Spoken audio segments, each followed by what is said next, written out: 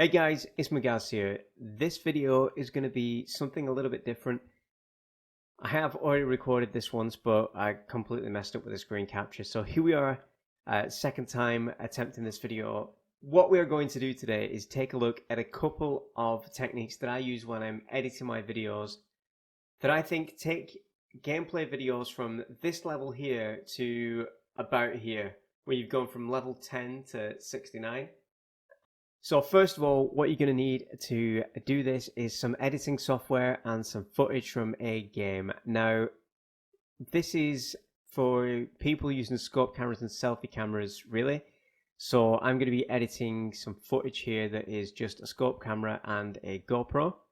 The GoPro I'm using is a GoPro Hero 4 Silver that I have modified the case with 4 holes in the back door on the camera, and I've cut holes in the side for power input, which means the audio quality on this GoPro is significantly better than that of a GoPro that is in its original fully watertight case.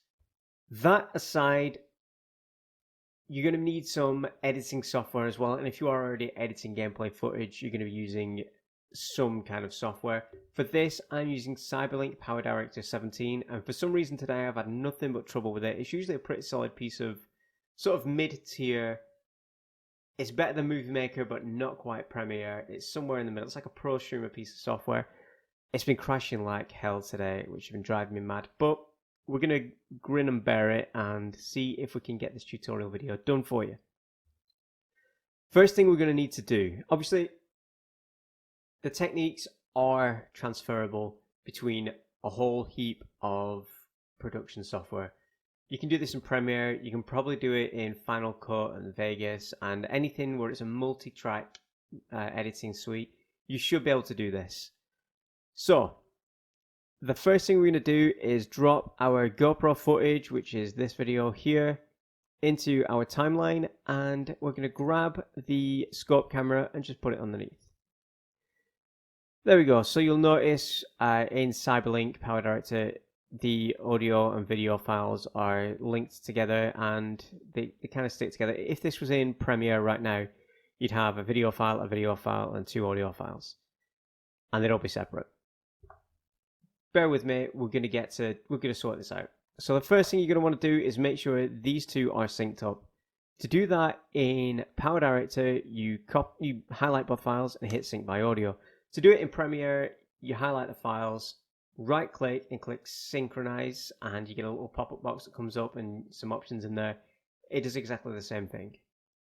Basically, this is looking for points in the audio that are the same, which is why at the beginning of a video I go, and then that gives the video and audio reference points, so the software can actually find those and match them up, and then it'll be synchronized. Anyway, so as you can see, these 2 files are now synced up. Let's just bring them back up here.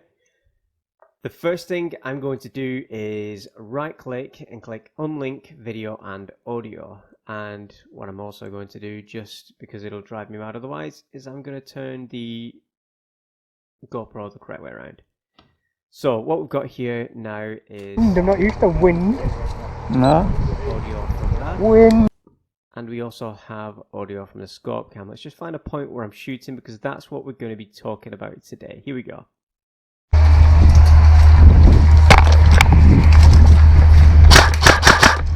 Right, so I can actually get rid of all this bit here and this bit here. So we've just got a small amount of footage to work with so it doesn't get too confusing. So what we've got here is this track is the video for the GoPro, this track is the audio for the GoPro, this is the video for the scope camera, this is the audio for the scope camera.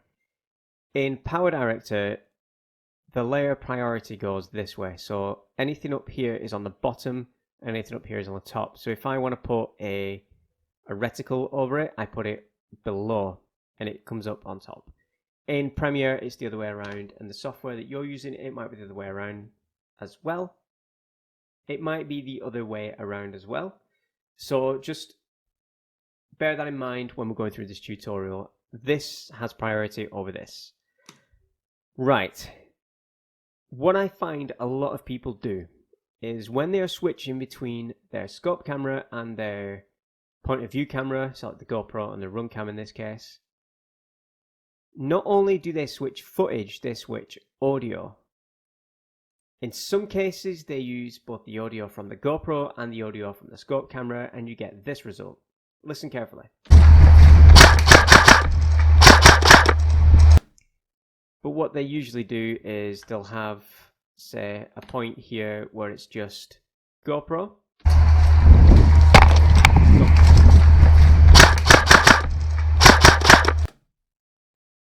What I'm going to do just to demonstrate this so you can hear the difference in the gun firing as well. We're going to imagine they only wanted the first few shots fired on scope camera and the others not. So this is what you'd hear.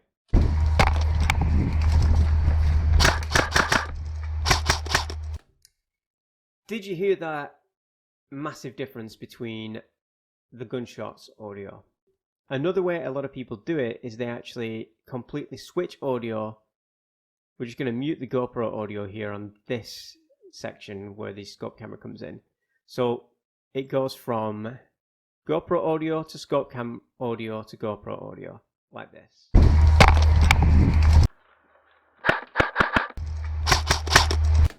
So that really doesn't sound good. Either way that we've just looked at that, then it doesn't sound good, does it?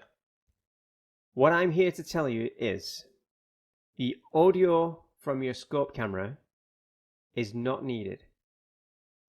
We get rid of it.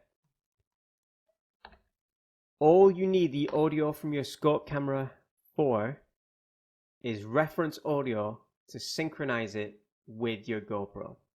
So now what we're doing is the scope camera is synced to the GoPro. So at any time we want to use the scope camera,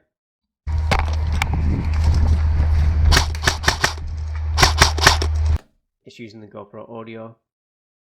It's not breaking your immersion at any point. It's nice and smooth transition between point of view, scope camera, point of view. It doesn't jump, it doesn't shock you into, oh, that's a different kind of audio there. It adds a little more of a professional feel and a little more quality to your edit. It's a tiny, simple little trick that people don't think about that adds a new level of quality to your videos. For now, we'll get rid of this. Now we're going to go into the second part of this tutorial. We're going to be talking briefly about a technique called Elcuts and J-cut. I'm not going to go massively into explaining what they are. There are some fantastic tutorials out there that explain what an Elcut and a J-cut are and how to do them correctly and efficiently. I'm just going to show you how I do an Elcut and a J-cut in Power Director to make my audio nice and smooth when I'm cutting.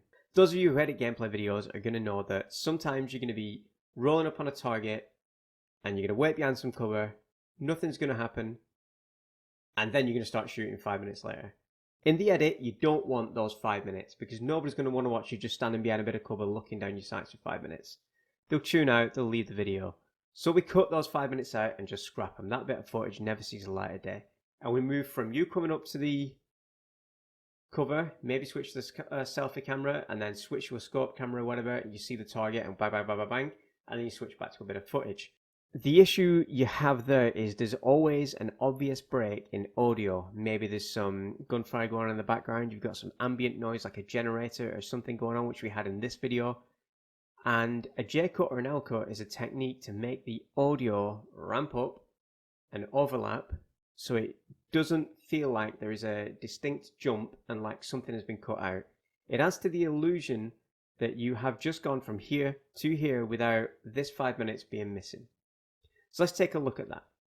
So here we are approaching, this is the first run of the second game of the day at Iron Post. Myself and Jimmy D are running up this path. It's a team deathmatch sort of game. I'm on point. I don't actually see the 20 or so guys coming the other way. Jimmy D's shouting at me from behind and I'm like, oh fuck yeah. Let's run to this little bit of cover. So I get to this little bit of cover. And then the next thing you're going to see is my scope camera, me firing. And then the next thing you're going to see is from my scope camera to me bugging out over this way to engage somebody else. The secret here is I cut out maybe 5 or 6 seconds of footage here and a couple of minutes of footage here. So at this point, I had fired at this guy, I don't hit him, and then I continue to engage, and then maybe not a couple of minutes, maybe about 30 seconds. I continued to engage and waited about for a target of opportunity. Nothing happened. So I figured I'd better go and check around the back of the building, and that's where I'd move around here. So when you actually watch this, it's difficult to tell when it's at full speed, so let's go. Cheers for the heads up, Jimmy.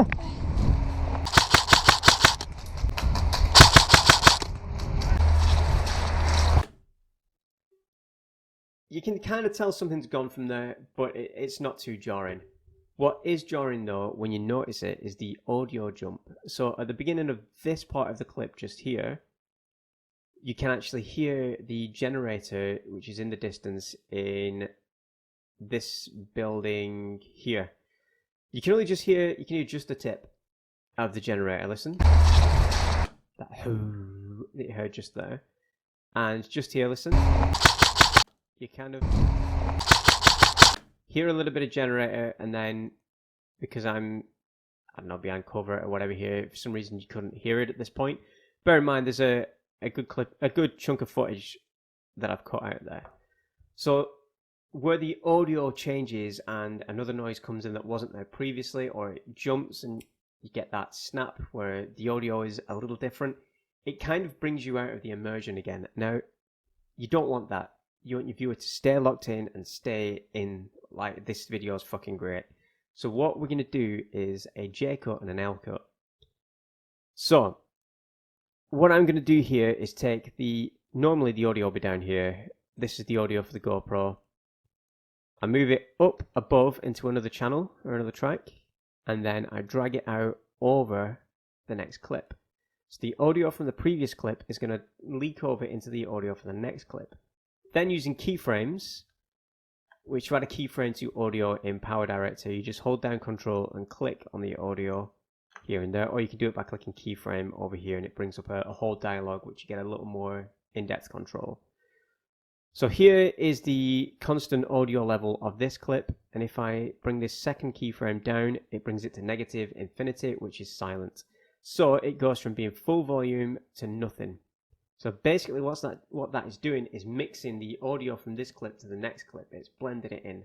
So rather than it going transfer, it goes nice and smooth. Let's check it out.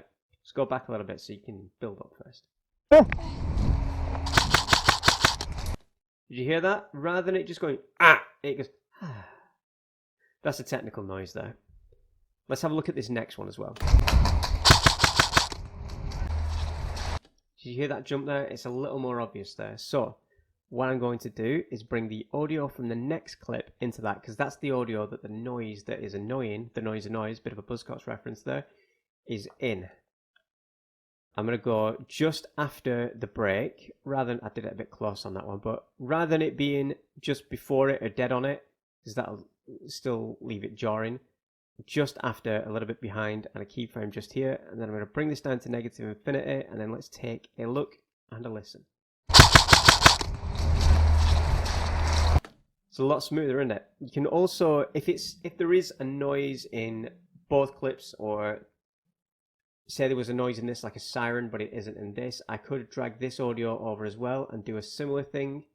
Wrong way, I don't know why I did that. Always bring it to negative infinity here.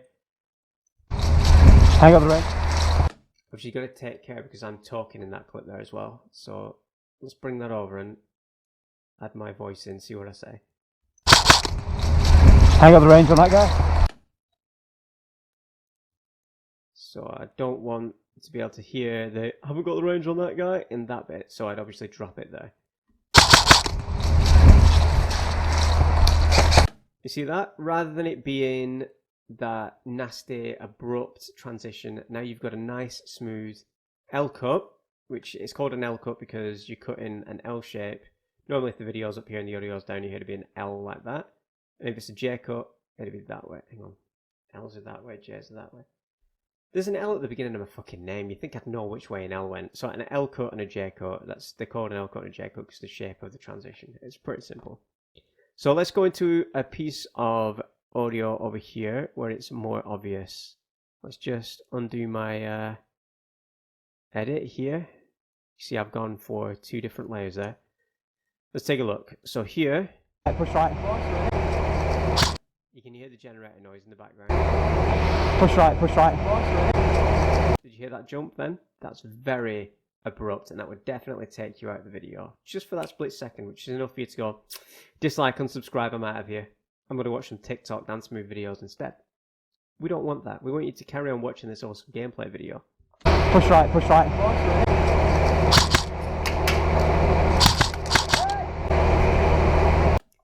Also, I did cut out a big chunk of footage just here of Jimmy D actually running up, getting shot, and there's a little bit of footage that I cut out here. So, what we're going to do for this, I can't remember where I did it, but we'll just go overboard with this.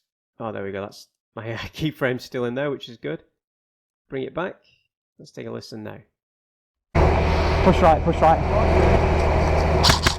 Did you hear that? The steady transition between the audio there. So now it sounds like the generator was a constant noise rather than an abrupt. Push right, push right. And if we do the same over here, I believe this one instead. Just like that. Let's go. See? Nice and smooth, and it adds a little bit of a professional feel to the audio quality of your video. So the TLDR, what you should be taking away from this is the audio from your scope camera is only for reference. It's the same with your selfie camera. Sync those up to your GoPro audio, then delete the audio tracks. Make sure you don't accidentally move the bloody videos out of sync. What I usually do is say this is my GoPro and this is my scope camera. Once I've synced them, they might be like this. I'll then obviously delete that, and then I'll make sure they're both at the same length here. So if I do accidentally move that, I know I just need to move them 2 bits up like that. And then if I am cutting it throughout and getting rid of stuff, say get rid of that, again, they're going to be lined up. So I can always just bring it back and I've got no worries. So like I said, the TLDR, delete the audio from your scope camera and your selfie camera and any other external camera devices you're using that isn't your primary audio and video device. And use Elcuts and J-cuts when you're taking footage out or you're cutting between 2 different cameras to mask the abrupt cut in the audio and smooth it out and make it sound nice and pro. So they're just 2 little tips that I've got for you. If I can think of any other tips that I use, I will certainly do another video. If this has helped you, leave a like, leave a comment down below and let me know. If you think I'm just talking out my ass and nobody cares about this sort of audio quality, definitely let me know as well and give me a thumbs down.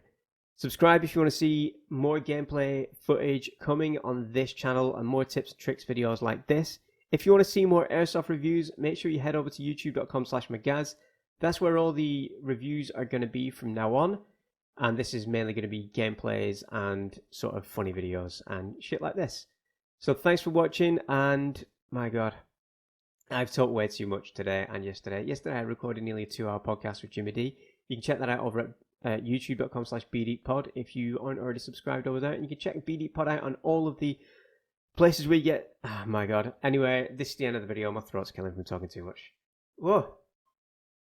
The corona. Maybe that's what it is. My throat is weak and the corona's fine. It's not really. It's just sore throat.